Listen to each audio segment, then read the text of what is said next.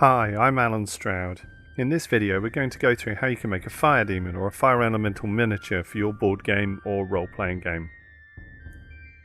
There are a few tutorials on YouTube explaining how to make elementals, but quite a lot of them involve burning plastic bags or using a hot glue gun or other stuff like that. In this video we won't be burning anything, and after we've used a tiny bit of super glue, everything should be done with pretty safe and non-toxic material. So you can try and make a miniature this way with children, or let your children have a go on their own. We're going to make our miniature out of pretty basic stuff, but you're going to need the following things. A miniature base. Plenty of miniature packs come with extra bases. You don't necessarily need a special base, but you're going to need something to build the miniature onto. As this type of Fire Daemon is quite fragile to begin with, it's important we start with the base right from the beginning. The base needs to be able to take the main part of our miniature glued onto it. As you can see here, I'm using a Wargames factory base, but you could use a base with a slot or something else that can do the job. Cable tidies. These are essential for our miniature. You're going to need 2 or 3 of these to make the main skeleton for the Fire Daemon. A head. This depends on the look you're going for, but an extra head from a range of models can be really useful to give the miniature some character. Here I'm using an extra Genestealer head from an old Games Workshop Genestealer plastic sprue. They look particularly demon-like, but you could go with something else, or as you can see in this example, no head at all. We need some tissue paper. This is how we're going to build the body of our model. We need some diluted PVA glue. This needs to be really watery, about the consistency of skimmed milk. We need some interior filler for the base. You don't have to do this. My Fire Daemon miniatures are being used for my game of Gloomhaven, so I want their bases to look like they're in a dungeon. I use cheap DIY filler and paint this grey, then give it a wash of thin black. You could do something else for the base, depending on where you're going to use your model. A little bit of super glue is needed for securing the cable tie and the head, and we'll need some green stuff or Kneadertite for blending in the components later on. Aside from that, you're going to need a craft knife, a brush or two, some water, some tissue, and once we've made the miniature, we'll need a selection of bright coloured paints to make the fire effect.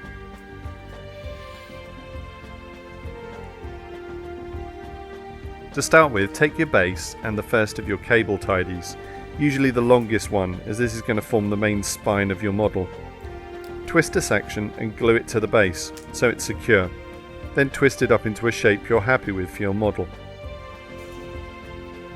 Add a second cable tidy. This is going to be used to create the arms. Fire creatures like this work best if they have a kind of impression of being humanoid in shape. This usually means a kind of reaching out or grabbing look, building up from a more natural looking fire base. At this stage, you need a rough shape. You'll be able to adjust it if you want to later on. You may want to use a third cable tidy for the other arm, or twist one up so it can be used for both. Next we need to work out the position of the creature's head. This will probably be in the join point between the arms and the spine cable tidy. Your demon elemental may need a kind of neck or the impression of one, but the head does need to look like it's coming out of the fire. We can make it look like that when we start to create the body, but it's important we position the head in the right place on the spine to start with. Then we need to glue on the head and let it dry. Once that's done, we should be all finished with the super glue.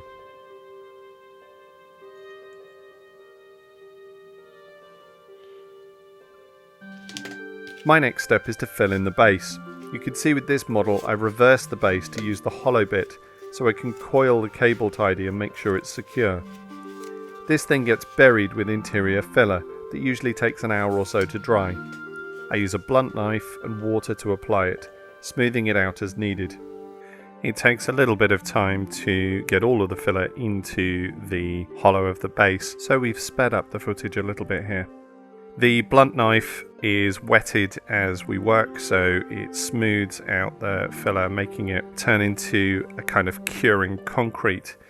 And you want to just cover all of the little bumps and bits here. I'm trying to cover up the little bit of plastic cable tidy just peeking over the edge. I can tidy that up a little bit more later once the initial base is dry. We don't need to wait for the filler to dry to move on to the next step. This is where we create the body. Take your bits of tissue and tear them up into irregular shapes. Try to make sure you've got rid of any straight lines, as these will limit your options when adding bits to the model. Now take your bits of tissue, brush on some watered down PVA glue and wrap them on the cable tidies. You need to wet them carefully to get the arrangement you want, but don't worry too much about making every piece you're working on absolutely precise. You can build up the model layer by layer, adding more bits to get a flaming effect as you go.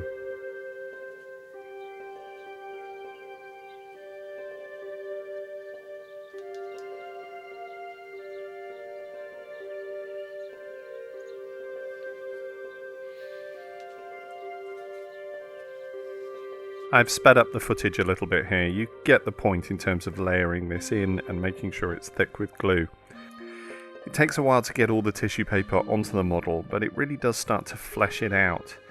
You start to actually think it looks like a miniature rather than a collection of little bits of discarded stuff from your house.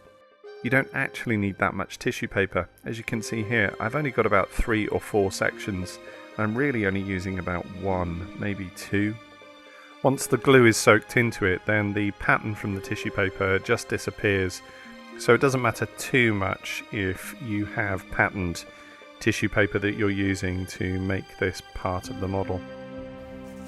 If some of the tissue is a bit formless and pulped on the model, use your knife or a pair of snips to scrape and pluck at it, gently teasing it out. You can create more of the fire effect doing this. Don't worry if it tears, just keep spreading the tissue onto the model, adding layer after layer. Make sure you cover all of the cable tidies with the tissue layers and make sure all of the tissue is wet. The PVA glue will dry and harden the tissue, giving your miniature more structure. Okay, that's the first part done. We need to leave this overnight to dry.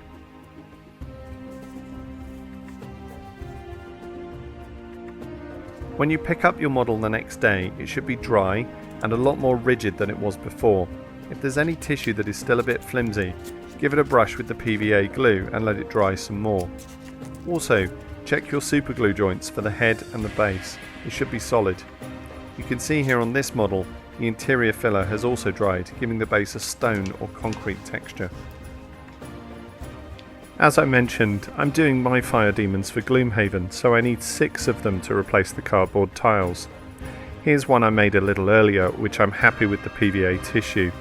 I'm going to use this for the next step, whilst the other model has a little more time to dry and I might apply a little bit more tissue paper to it. Now we're going to blend the head into the model.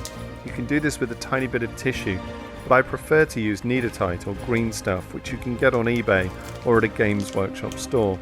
This is a mixed moulding material that works like plasticine, but then hardens to be resin or plastic. When you buy green stuff, it comes in fairly neat strips. You have one colour that's a very light green or yellow and another colour that's blue.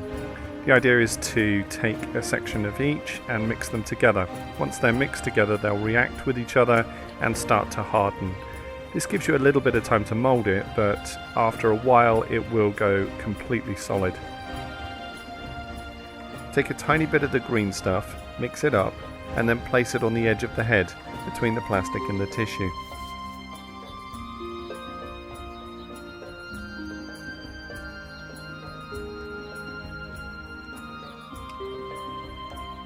Next, wet your knife and use it to scrape at the green stuff, sculpting it into little snake-like tendrils, blending the head and the tissue body together.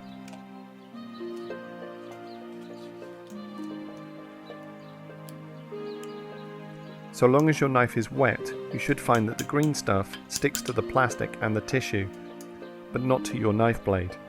If you need to, keep wetting your knife as you apply more green stuff around the head.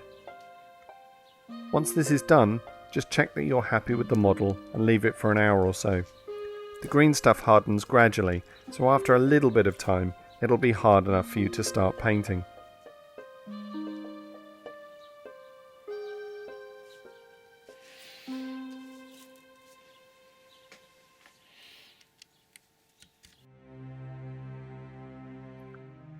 Painting a fire demon or a fire elemental follows a specific pattern. Fire tends to be brightest in the centre, so the lightest, brightest colours are in the hottest part of the flames. Most miniature painting techniques tend to use the lightest, highlighting colours on the edges, so we need to think about this a little differently. There are a few ways to create the right effect. Whichever way you use, it's important to remember what you want it to look like as you go. I start with the darkest colours, usually a thick dark red or a brown. I can use a slightly thicker brush and get the whole model coated with this. We should have a lot of lovely detail from the tissue paper, the green stuff and the plastic head. So be a bit careful with them, but don't worry too much about keeping the paint coat thin. We need to make sure that the whole model is covered in paint, but the first coat, the dark brown, doesn't need to cover absolutely everything. You're going to be building up lots of layers, so you should be able to get into all the different areas of the model as you go through. Some of the paints you're going to be using will be thicker or thinner than each other, and you'll find that the more watery paints have a tendency to soak into the tissue paper, giving it a better coverage as you go. Making use of water as you're painting is important. Doing that will enable the thicker paints to soak into the tissue paper as well.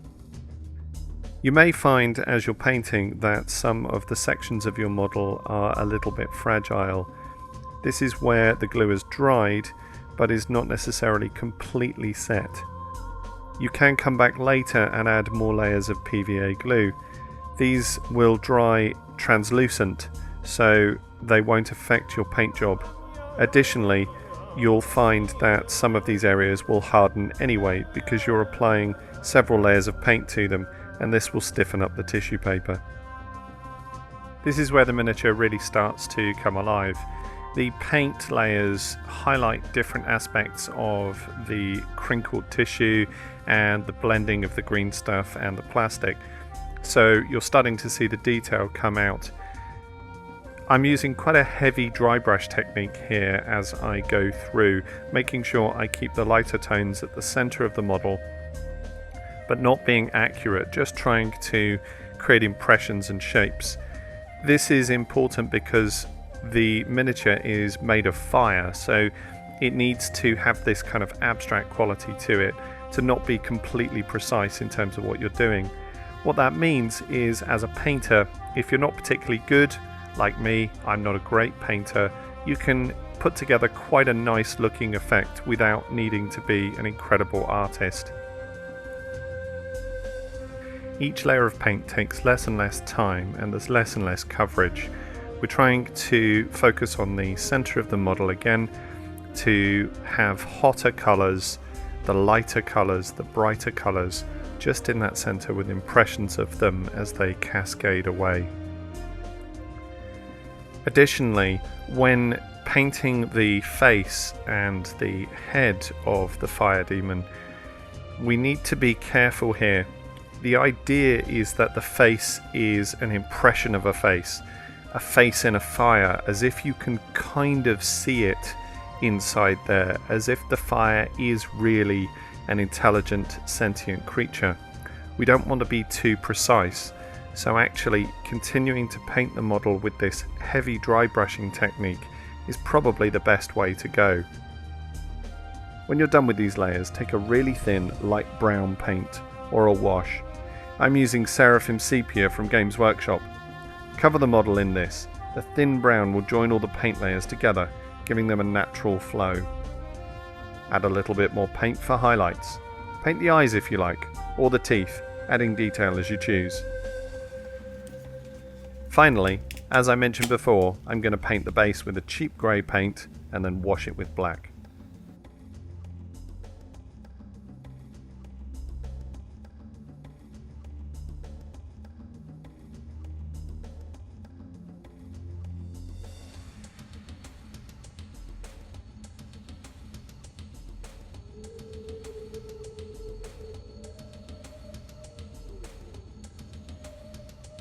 There we go, one Fire Demon. As I mentioned at the start, my project is about creating a set of Fire Demon miniatures for Gloomhaven to replace the cardboard monster tiles in the board game. There are 6 fire demons, and when you play the game, you need to know which is which.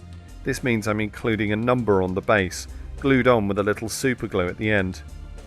Once your group of demons is painted and dry, they're ready to take on your adventurers. That's all for today's tutorial. If you liked it, please do leave a comment. If you made a fire demon or a fire elemental following my instructions, do link up to pictures of your work. I'd love to see them. Bye for now.